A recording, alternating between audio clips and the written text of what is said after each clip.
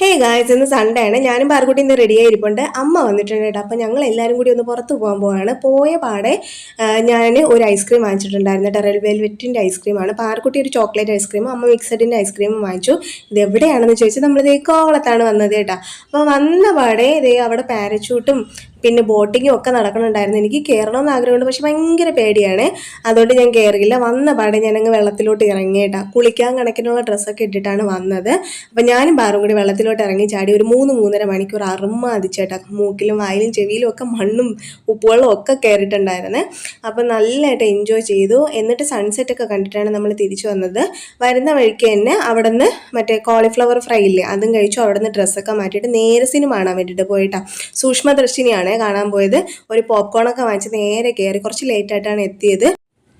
നല്ല സിനിമയായിരുന്നു കേട്ടോ, അടിപൊളി സിനിമയായിരുന്നു. അപ്പോൾ എന്തായാലും ഇന്ന് അടിപൊളിയായിട്ട് എൻജോയ് ചെയ്തു. അപ്പോൾ ഇത്രയൊക്കെയുള്ളൂ.